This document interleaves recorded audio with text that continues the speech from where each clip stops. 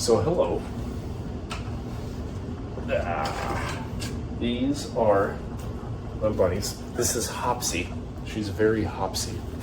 We're just gonna wipe her palms a little bit, and then we're gonna let her run around the room. Hopsy is social, but she's very jumpy. That is a name given by my 6-year-old daughter. This bunny right here, this is Biscuit. Biscuit is also hoppy and very fluffy. They generally don't like being picked up, but they're pretty chill. Funny story on how we got the rabbits. My 6-year-old has been begging for a rabbit for a very long time. Hopsy does like being cuddled a lot more though.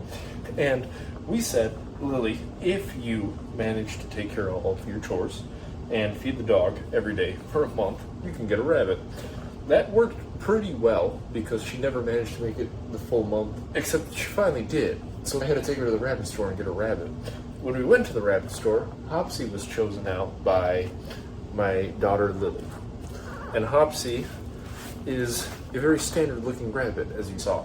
This fluffy ball of fluff, also known as biszkot, was much more visually appealing.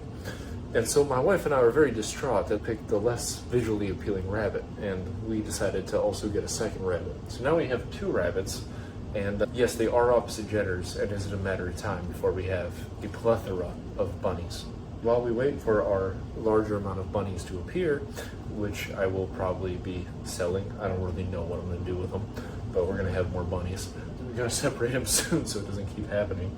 And now Dad has to clean the rabbit cage every other night, so that's where we are. But they're pretty chill rabbits. They're pretty cool. They got a pretty nice condo up here.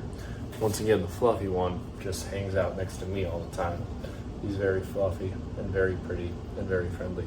Dude, just look at this face. How can you not take that? So yeah, that's how we ended up with 2 rabbits. Next time I'll show you guys the chickens because we have way too many of those. And then the bees, yes, believe it or not. We manage somehow.